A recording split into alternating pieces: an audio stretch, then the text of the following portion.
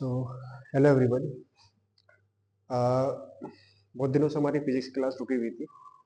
So today I thought of moving forward that lecture and previous class में हमने पढ़ लिया था up to current. Okay, so now we will discuss Ohm's law, we will discuss about electrical components and we will discuss about factors on which resistance of a wire depends. Okay, so first we will see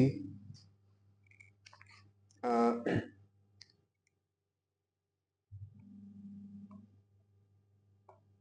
symbols for electrical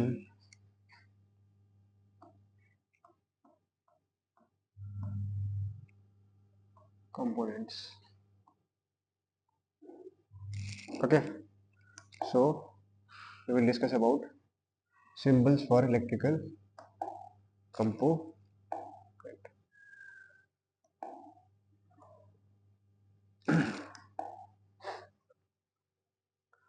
So first we have cell, and cell is simple. This is positive, this is negative terminal. This is positive, this is negative terminal of cell. If we connect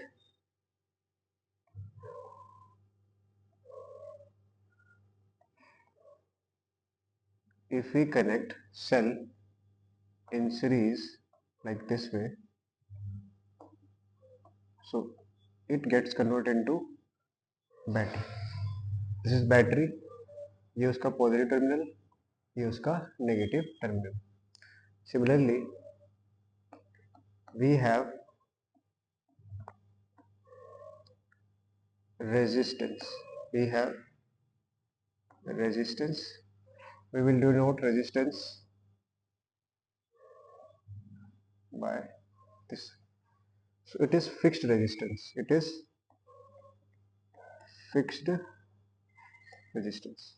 Like it has fixed value. Similarly we have rheostat. I think, or we can say we have, it is variable resistance.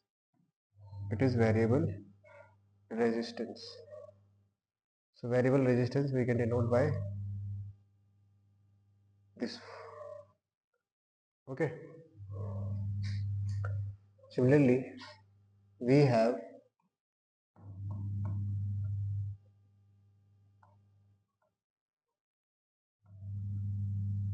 connecting wire. This is the connecting wire.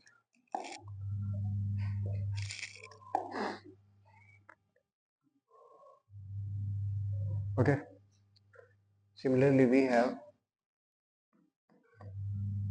ammeter,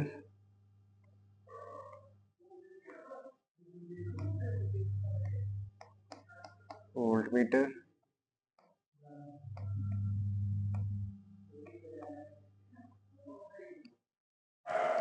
galvanometer,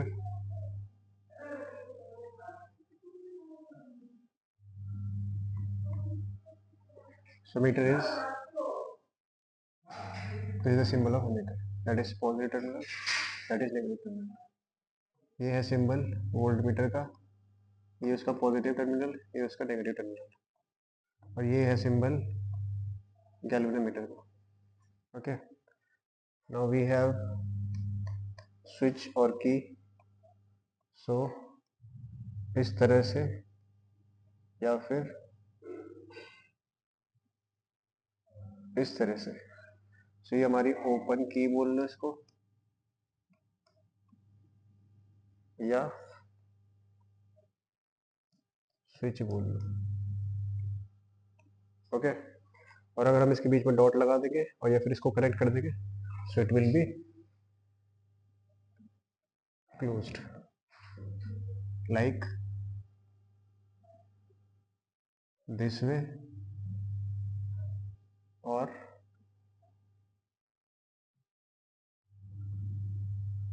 this way. So this is closed key, like switch. Okay, so these are the symbols for electrical component.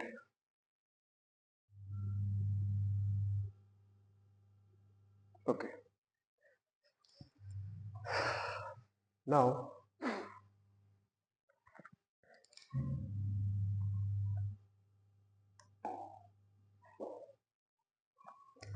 we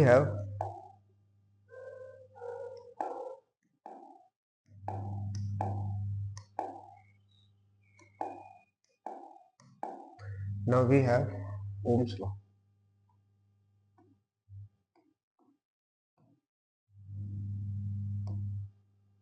Now we have Ohm's law. Okay, Ohm's law. We all know that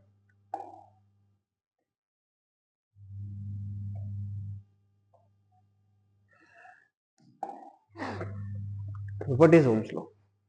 Okay, so let me write this first. Let me explain this first. Suppose this is a resistance or a conductor or a wire, whatever. Okay, A and B is a conductor, wire, resistance. और यहाँ से A से कोई current I इसमें क्या हो रहा है, फ्लो हो रहा है, कोई करंट I इसमें फ्लो हो रहा है. अब हमने आपको बताया था कि करंट तभी फ्लो होता है जब एक पोटेंशियल डिफरेंस हो. करंट तब तक फ्लो नहीं हो सकता जब तक कोई भी पोटेंशियल डिफरेंस ना हो. लाइक अगर आप देखो कोई तार है पड़ा हुआ, खाली तार है, तो उसमें कोई भी करंट फ्लो नहीं होगा. कब तक फ्लो नहीं होगा? जब तक हम उस तार को किसी सर्किट से ना जोड़े, या फिर जब तक उस तार के दोनों एंड को किसी बैटरी से या फिर किसी ऐसी चीज से ना जोड़े जिसके बीच क्या हो, एक potential difference. Okay, so as we know that current will only flow when there is certain potential difference. Okay, when there is certain potential difference, it means there must be certain potential difference. Let that potential difference is V. Let that potential difference is V. Okay, now according to Ohm's law के according क्या होता है, ये जो I इसमें flow होगा that will be directly proportional to V. That will be directly proportional to V. और यहाँ से proportionality constant हट के V is equals to R into I. V is equals to R into I, जो कि R हमारा यहाँ पे है रेजिस्टेंस. R हमारा है रेजिस्टेंस ऑफ वायर और conductor in which current is flowing. Okay, so ये हमारा Ohm's law है, that is Ohm's law that current is directly proportional to potential difference. Okay, so अगर हमें इसको लिखना है वर्ड्स में तो कैसे लिखेंगे इसको. Now statement at constant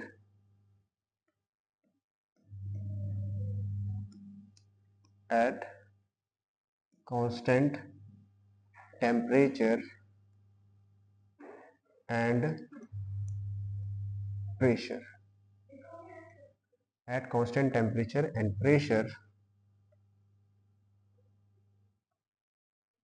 current flowing, जो करंट क्या हो रहा है, फ्लो कर रहा है कहां से, current flowing through a conductor.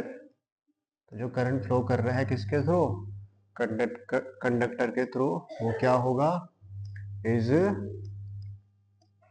Directly what proportional is directly proportional to the किसके proportional होगा to the potential difference to the potential difference across the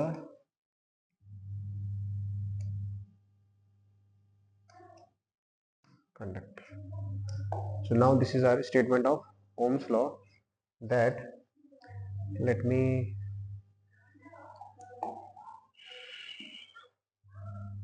at constant temperature and pressure, current flowing through a conductor is directly proportional to the potential difference across the conductor. So wait a second. Potential difference, DIFFERE,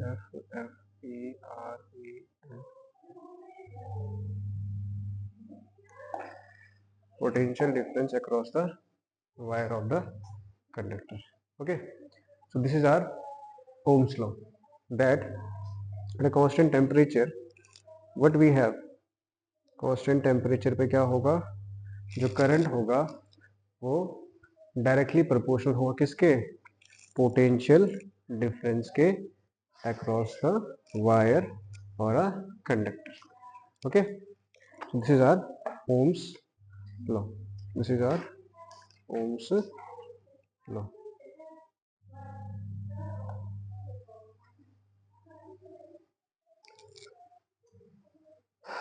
now हमने यहाँ पे कुछ चीज mention की है.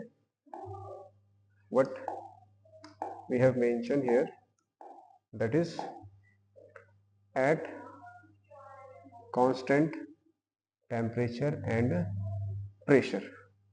Now why we have mentioned constant temperature and pressure, because we know that temperature और pressure के very करने पे क्या होगा, वायर का रेजिस्टेंस बढ़ेगा या घटेगा. ओके, सो इसलिए हम क्या क्या मेंटेन करते हैं, कंडीशन मेंटेन करते हैं कि टेम्परेचर और प्रेशर क्या रहे उस टाइम पे, कांस्टेंट रहे, ताकि जो करंट हो वो V के डायरेक्टली प्रोपोर्शनल हो. कि मतलब जितना करंट में, जितना वोल्टेज हम पोटेंशियल डिफरेंस में चेंज करेंगे उतना ही करंट में क्या है, चेंज आए. ऐसा नहीं होना चाहिए कि प्रेशर और टेम्परेचर की वजह से क्या हो, वो उतना वेरी ना करे जितना उसको करना चाहिए. सो we always try to maintain the condition of constant temperature and pressure, because as we know that with change in temperature or pressure, that current will not be directly proportional to V, so it will vary. Okay, now let's talk about resistance के बारे में थोड़ा सा बात करते हैं. ठीक है, what is resistance, what is resistance. Resistance क्या होता है, resistance basically is obstruction in the path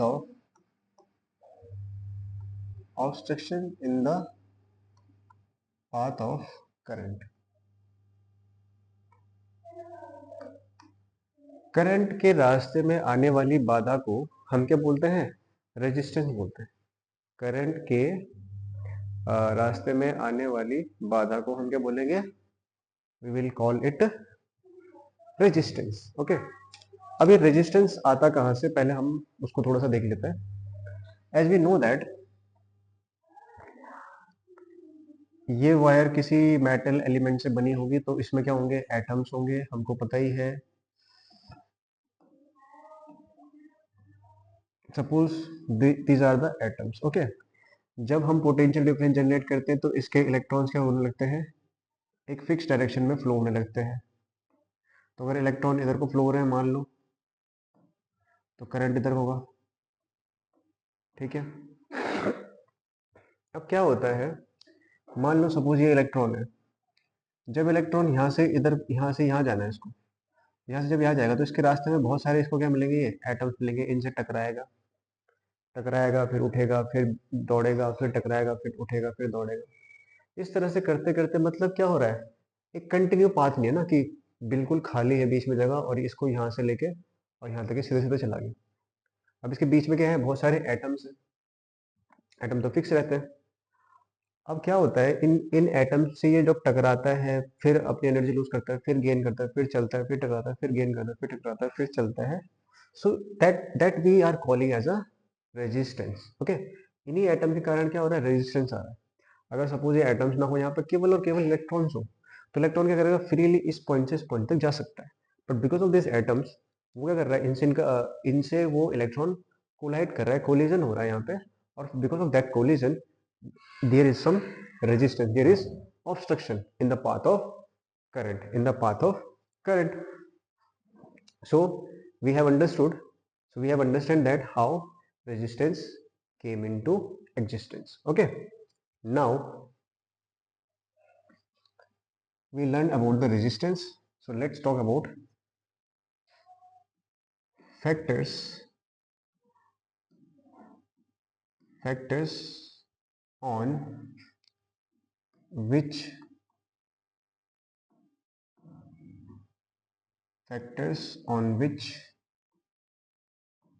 resistance of wire depends. अब हम ये देखेंगे किस किस चीज पे वायर, किसी भी वायर का रेजिस्टेंस डिपेंडेंट करता है। ओके, तो फर्स्ट फैक्टर इज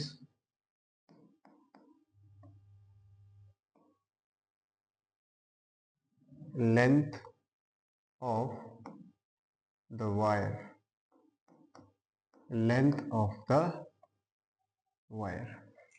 अभी आप देखिए, हमने थोड़ी देर पहले कहा था कि रेजिस्टेंस क्या हो रहा है, आ रहा है एटम्स के कारण।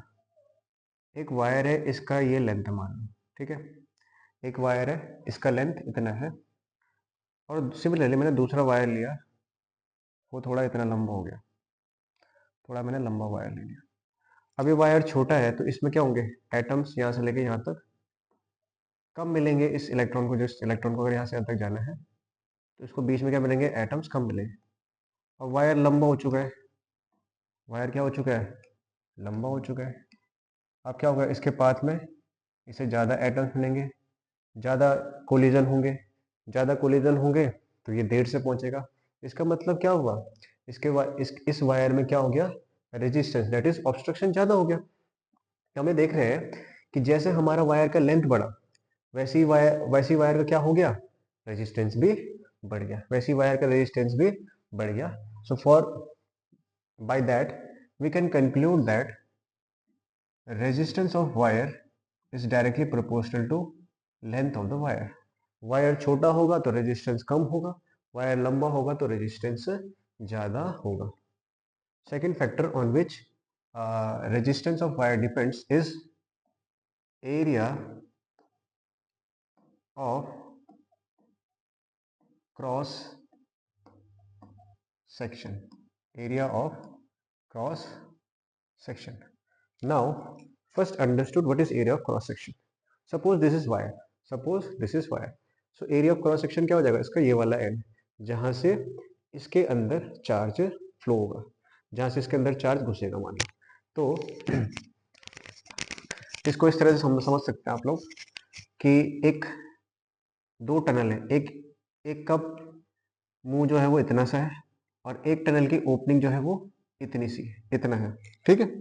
नाउ आप बताओ, इस टनल से ज्यादा लोग पास कर पाएंगे या इस टनल से, ऑब्वियसली इस टनल से, ठीक है। सिमिलरली चार्ज को भी क्या करना है, एक वायर ऐसा है, ठीक है, और एक वायर ऐसा है, ओके। नाउ यहां पे क्या हो रहा है, यहाँ पे इसका एरिया ऑफ क्रॉस सेक्शन कम है तो यहाँ से कम चार्ज घुसेगा अंदर, यहाँ पे एरिया ऑफ क्रॉस सेक्शन क्या हो रहा है, ज्यादा हो रहा है तो इसलिए ज्यादा चार्ज घुसेगा अंदर, ज्यादा चार्ज होगा तो ज्यादा करंट फ्लो होगा। अब ज्यादा करंट फ्लो होगा तो इसका मतलब हम क्या मानेंगे, उस वायर में रेजिस्टेंस कम है, क्योंकि हमने अभी एक रिलेशन निकाला था V is equal to R into I, और यहाँ से हमारा जो I आता है वो क्या आता है, इनवर्सली प्रोपोर्शनल टू R, क्योंकि हम ये मान रहे हैं यहाँ पे इस केस में हम क्या मान रहे हैं कि पोटेंशियल डिफरेंस हमारा कांस्टेंट है, तो I is inversely proportional to R, I is inversely proportional to R। तो अगर हमारा यहाँ से हम ये कंक्लूड कर सकते हैं, अगर रेजिस्टेंस बढ़ेगा तो हमारा करंट क्या होगा, घटेगा, और रेजिस्टेंस अगर घटता है तो हमारा करंट क्या हो जाएगा, बढ़ जाएगा। तो हमें कह सकते हैं कि अगर किसी वायर में करंट कम है तो इसका मतलब उसमें रेजिस्टेंस, उसका रेजिस्टेंस क्या है, उस वायर का रेजिस्टेंस बहुत ही ज्यादा, और अगर किसी वायर में करंट ज्यादा फ्लो हो रहा है इसका मतलब रेजिस्टेंस कम हो रहा है, रेजिस्टेंस उसका कम होगा। तो आप देख, अब now come back to that. तो इसका एरिया ऑफ क्रॉस सेक्शन कम है, इसका एरिया ऑफ क्रॉस सेक्शन ज्यादा है। एरिया ऑफ क्रॉस सेक्शन ज्यादा हो रहा है तो पाथ जो हमारा चार्ज है उसको ज्यादा स्पेस मिल पा रहा है, मतलब ज्यादा से ज्यादा चार्ज क्या कर पा रहा है, फ्लो कर पा रहा है। एरिया ऑफ क्रॉस सेक्शन कम है तो कम चार्ज फ्लो कर पा रहा है। इसीलिए हमें यहाँ से हम ये कंक्लूड कर सकते हैं कि जो रेजिस्टेंस होता है वो एरिया ऑफ क्रॉस सेक्शन के इनवर्सली प्रोपोर्शनल होता है, इनवर्सली प्रोपोर्शनल होता है। मानिए अगर एरिया ऑफ क्रॉस सेक्शन बढ़ेगा तो रेजिस्टेंस घटेगा, and area of cross section अगर घटेगा तो रेजिस्टेंस बढ़ेगा। Okay, third one is nature of substance, nature of substance, nature of substance. ठीक है, तो नेचर ऑफ सब्सटेंस पे भी डिपेंड करेगा। अब ये कैसा, हमको पता है, सिंपल सी बात है, हमको पता है चार्ज आता है ड्यू टू इलेक्ट्रॉन। हर एटम का अपना अपना इलेक्ट्रॉनिक कन्फिग्रेशन होता है, किसी के पास ज्यादा वैलेंस इलेक्ट्रॉन होते हैं, किसी के पास कम वैलेंस इलेक्ट्रॉन होते हैं। अब आप देख सकते हैं, अब जैसे आपको पता ही है कि नेचर ऑफ सब्सटेंस पे कैसे डिपेंड कर रहा है। मतलब कोई फ्रीली, कोई जल्दी इलेक्ट्रॉन दे देता है, किसी को थोड़ा टाइम लगता है, तो उस तरीके से क्या हो जाएगा, नेचर ऑफ सब्सटेंस पे भी रेजिस्टेंस डिपेंड करेगा। Okay, the fourth one is temperature, the fourth one is temperature. So as we know that अगर हम टेम्परेचर बढ़ाते हैं क्या होगा, देखो आपने ये आपका वायर है, ये एटम्स है, ओके, और ये एटम्स के बीच में कुछ electrons.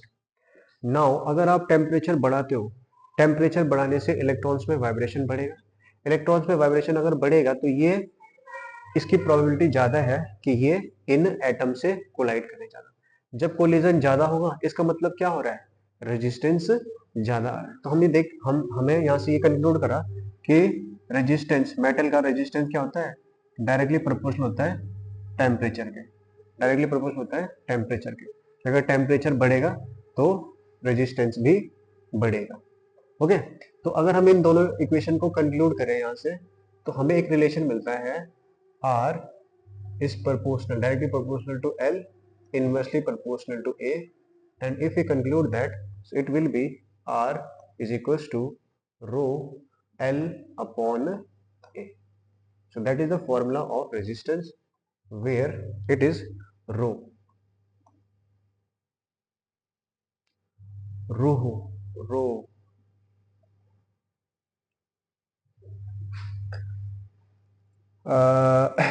Okay, so this is resistance. Unit SI unit, resistance is ohm, and the symbol is this. Okay, so from here we have explained the resistance and the factors on which resistance of a wire depends. Resistance of a wire depends. Okay, now